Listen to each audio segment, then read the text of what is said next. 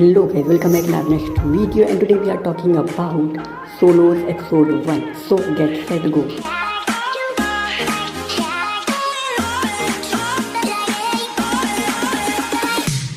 Story start होती है एक लड़की से जिसका नाम है लिया और वो किसी तरीके के रूप में बहुत ही अजीब सी मशीनों के साथ काम कर रही होती है और वक्त है साल 2024 और उसकी कोशिश नाकामयाब हो जाती है और फिर हमें पता चलता है कि वो आज 1227वें बार कोशिश कर रही है अपने काम को पूरा करने की, लेकिन आज भी वो काम नहीं हुआ है जो कि था भविष्य से किसी भी तरीके का कनेक्शन क्रिएट करना। और वो ये सब एक तरीके की डिवाइस में रिकॉर्ड कर रही होती है अपनी ऑडियो और वो बहुत ज़्यादा पैशनेट है अपने काम के लिए और वो ऐसे बातें करने लगती है जैसे कि दूसरी तरफ से उससे कोई फ्यूचर से रिप्लाई कर रहा है। बेसिकली वो ऐसा डिप्रेशन में आकर करती है क्योंकि इतनी कोशिशों के बाद वो नाकाम हो चुकी है और साथ ही साथ वो आइंस्टाइन की थ्योरीज को भी फालतू बताती है क्योंकि जब इतनी कोशिश करने के बाद भी उसका काम नहीं बना तो ये कहना बहुत ही ज़्यादा अजीब होगा कि आप किसी भी काम में फेल नहीं होते हैं, बल्कि उस काम को करने का तरीका आपको शायद अब तक नहीं पता है। और वो खुद से बातें करते करते सोफे पे लेट जाती है और कुछ ही वक्त बाद उसे नींद भी आ जाती है और वो सो जाती है और एक पावर नैप के बाद उसकी आंख खुल जाती है फोन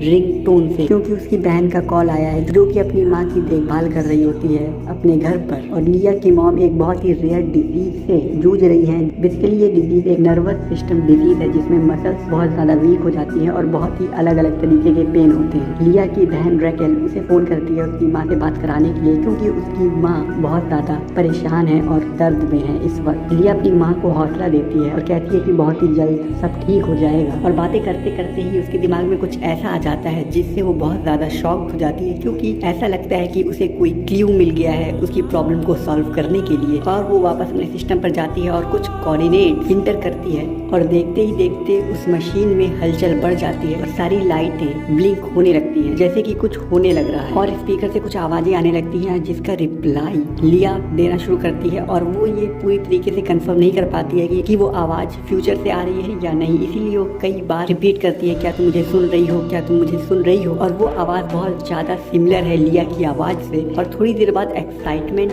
थमने के बाद लिया को पता चलता है कि जो आवाज उसे सुनाई दे रही है वो खुद लिया की है, लेकिन फ्यूचर की लिया की है। और फ्यूचर वाली लिया को भी प्रेजेंट की लिया की आवाज सुन के बहुत ज्यादा शॉक लगता है और वो बहुत ही एक्साइटमेंट से लिया के बारे में जानना चाहती है और वो दोनों बातें शुरू करती है। और प्रेजेंट लिया बताती है कि कैसे उसने टाइम मशीन बना ली जो कि फ्यूचर से कांटेक्ट कर सकती है। और लिया खुशी से पागल हो जाती है और हंसने लगती है और साथ ही साथ रोने भी लगती है क्योंकि उसके सारे इमोशंस एक साथ बाहर आने लगते हैं। इतनी मेहनत करने के बाद आखिर उसका सपना पूरा हो गया। और थोड़ी देर बाद प्रेजेंट लिया फ्यूचर लिया को कनेक्ट कर देती है वीडियो से और वो दोनों आमने सामने एक दूसरे को देखते हुए बात करना शुरू कर देती है, जिसमें लिया ये बताती है कि कैसे उसके प्रोफेसर ने कहा था कि तुम कभी भी टाइम प्रॉब्लम सॉल्व नहीं कर पाओगी और उसने कर दिया, जिसकी वजह से बहुत ज्यादा खुश है अपने काम को लेकर। और वो दोनों बहुत ही ज्यादा एक्साइटमेंट से एक दूसरे से बातें कर रहे होते हैं और बातें करते करते ही लिया के फोन में फिर से बेल बजने लगती है क्योंकि इसकी मॉम का कॉल फिर से आ गया है। और प्रेजेंट लिया अपना माइक म्यूट कर देती है और कॉल रिसीव करती है जहां उसकी मॉम फिर से वो उसे बताती है कि वो कितनी प्रॉब्लम में है और उसकी मॉम को लिया की जरूरत है। और इसी बीच हम ये भी देखते हैं कि फ्यूचर लिया माइक को अनम्यूट कर लेती है पता नहीं कैसे और प्रेजेंट लिया की सारी बातें सुनती है, जहाँ प्रेजेंट लिया अपनी मॉम को कहती है कि मुझे कुछ और काम बाकी रह गया है करने को और आज रात मैं घर नहीं आऊंगी। और जैसे ही वो पीछे मुड़ती है अपना कॉल खत्म करके फ्यूचर लिया अपने आप को वापस से म्यूट कर लेती है। और इसके बाद प्रेजेंट लिया तैयारी करना शुरू कर देती है फ्यूचर में जाने के लिए। वो अपना बैकपैक लेती है और कुछ किताबें और टाइम मशीन में जाने ही वाली होती है कि फ्यूचर लिया कहती है कि तुम्हें ट्रेवल करने से पहले अपनी माँ को बता देना चाहिए, नहीं तो वो तुम्हारे लिए परेशान होंगी। और ये सुनने के बाद प्रेजेंट लिया को शक हो जाता है कि वो ऐसा क्यों कह रही है क्योंकि उसको फ्यूचर लिया की बातें बच्चों जैसी लगने लगी थी, इसीलिए वो उससे पूछती है कि तुम कहाँ पे हो। और फ्यूचर लिया कहती है कि मैं तो अपने बेसमेंट से हूँ। और प्रेजेंट लिया कहती है कि तुम किस ईयर से हो। और तब उसे पता चलता है कि फ्यूचर लिया असल में फ्यूचर से थी ही नहीं, वो तो 2019 से थी, मतलब कि वो पास्ट से थी। जबकि प्रेजेंट वाली लिया अपने मन से ही ये सोच बैठी थी कि लिया टू फ्यूचर से बात कर रही है, जबकि ऐसा नहीं था। ये सुनने के बाद प्रेजेंट लिया फिर से बहुत ज्यादा दुखी हो जाती है और टूट जाती है क्योंकि उसकी सारी मेहनत एक बार फिर से पानी में जाती हुई दिखाई दे रही थी। और कुछ ही देर बाद जब प्रेजेंट लिया 1 अपने आप को संभालती है और लिया 2 से कहती है कि मुझे तुम्हारे कंप्यूटर में तुम्हारी लोकेशन के कोऑर्डिनेट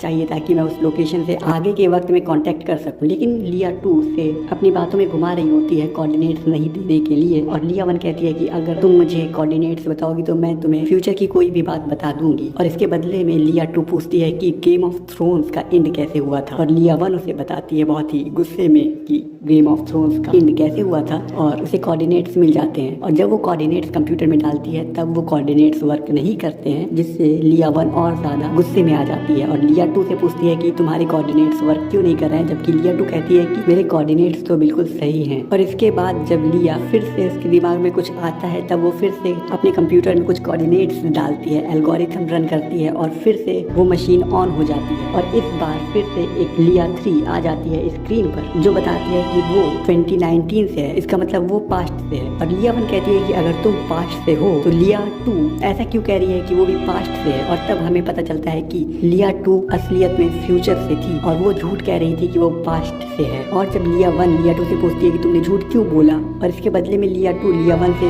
उल्टा सवाल करती है कि तुम फ्यूचर में क्यों आना चाहती हो। और लिया 1 कहती है ताकि मैं अपने प्रोफेसर को गलत साबित कर सकूं। और लिया 2 फिर से पूछती है कि ये जवाब गलत है, तुम फ्यूचर में क्यों आना चाहती हो। और लिया 1 कहती है कि मैंने तुम्हें सच बता दिया, लेकिन लिया 2 मानने को तैयार नहीं है। और काफी देर बाद लिया 1 एक्सेप्ट कर लेती है कि मैं फ्यूचर में इसलिए जाना चाहती हूँ क्योंकि मैं अपनी मॉम की बीमारी का इलाज ढूंढना चाहती हूँ और उन्हें ठीक करने के लिए फ्यूचर में जाना चाहती हूँ। और लिया 2 कहती है कि तुम्हें ऐसा क्यों लगता है कि 5 साल बाद ही तुम्हें मॉम की बीमारी का इलाज मिल जाएगा, जबकि तुम्हें ऐसा क्यों नहीं लगता कि तुम्हारे टाइम से 10 साल 20 साल या 200 साल बाद मॉम की बीमारी का इलाज मिल सकता है। और ये सुनने के बाद लिया 3 भी काफी कंफ्यूज हो जाती है और लिया 2 कहती है कि मुझे सच बताओ तुम फ्यूचर में क्यों आना चाहती हो। और इसके बाद हमें सच्चाई पता चलती है कि असल में डॉक्टर ने लिया 1 को बताया है कि उसकी मॉम की बीमारी तो खत्म होने वाली नहीं है, बल्कि उसकी मॉम के पास बस 5 साल ही बचा है। और लिया 1 अपनी मॉम की बीमारी से उनकी देखभाल करने से बहुत ज्यादा परेशान हो चुकी है और वो इतना परेशान हो चुकी है कि एक एक दिन उसको 1 साल के बराबर लगने लगा है। और इसीलिए वो फ्यूचर में जाना चाहती है 5 साल आगे, ताकि वो ये सब खत्म कर सके, अपनी जिम्मेदारियों से आगे भाग सके। और उसे अपनी मॉम की और अपनी इस हालत पे तरस आता है और इसीलिए वो फ्यूचर में जाकर इन सब से छुटकारा पाना चाहती है। और इसके बाद लिया 2 कहती है कि तुम ऐसा मत करो, क्योंकि मुझे पता है कि ऐसा करने के बाद तुम्हारा क्या हाल होगा। मैं ऐसा कर चुकी हूँ और मुझे इसके बाद नोबेल प्राइज भी मिला और मैं बहुत अमीर हूँ और बहुत सारे एक्टर्स मेरे फ्रेंड है, लेकिन मुझे वो चीज़ नहीं मिली जो मुझे हमेशा से चाहिए था। मुझे हमेशा से ये रिग्रेट रहा है, ये दुख रहा है कि मैंने अपनी मॉम को छोड़ के आ गई उस वक्त में जब उन्हें मेरी सबसे ज़्यादा ज़रूरत थी। और ये बात मुझे हर दिन सताती रहती है, जिसने मेरी ज़िंदगी को बद से बदतर बना दिया है। लेकिन ये सब सुनने के बाद भी लिया 1 उसकी बातों से सहमत नहीं होती है, लेकिन कुछ वक्त के लिए ठहर जाती है और सोच में पड़ जाती है। और थोड़ी देर बाद सोचने के बाद वो कहती है कि ठीक है, जैसा तुम कह रही हो मैं फ्यूचर में नहीं जाऊंगी, लेकिन मैं कोशिश जरूर करूंगी। इसके बाद वो लिया 3 को कहती है कि तुम फ्यूचर में जाओ और कुछ कोऑर्डिनेट्स बताती है फ्यूचर में जाने के लिए और उसकी मॉम की बीमारी को शुरू होने से पहले ही खत्म करने के लिए कहती है। जबकि लिया 2 इस बात से सहमत नहीं है कि कोई भी फ्यूचर में जाए, क्योंकि अगर लिया 3 फ्यूचर में जाएगी तो लिया 2 और लिया 1 पूरी तरीके से डिसअपीयर हो जाएंगे, खत्म हो जाएंगे। और इसीलिए वो ये नहीं चाहती, क्योंकि अगर लिया 3 फ्यूचर में गई तो लिया 1 और लिया 2 एक तरीके से मर जाएंगे। लेकिन इसके बावजूद भी लिया 2 लिया 3 को फ्यूचर में जाने को कहती है और लिया 3 कहती है कि मैं इसके लिए तैयार नहीं हूँ। फिर लिया 2 कहती है कि तुम कभी भी तैयार नहीं होगी, लेकिन अब वक्त आ गया है ये सब करने का। और इसके बाद लिया 3 फ्यूचर में चली जाती है और कुछ वक्त बाद हमें ये दिखाई पड़ता है कि लिया 2 अपनी मॉम से बातें करती है और कहती है कि सब कुछ ठीक हो जाएगा एक बार फिर से। और वह दूसरी तरफ लिया 2 चिल्लाने चीखने लगती है क्योंकि वो मरना नहीं चाहती है। और कुछ वक्त बाद हमें दिखाई पड़ता है कि लिया 2 गायब हो जाती है और साथ ही साथ लिया 1 के आसपास की चीजें, उसकी मशीन, कंप्यूटर के साथ लिया 1 भी गायब हो जाती है पूरी तरीके से। और यहाँ खत्म होती है सोलो एट सोलो 1 की story. I hope you are like this video. If you did, hit the like button, comment your opinion, share this video and subscribe to Seniologist for more future content. मिलते हैं आपसे अगली video में, तब तक के लिए बाय बाय।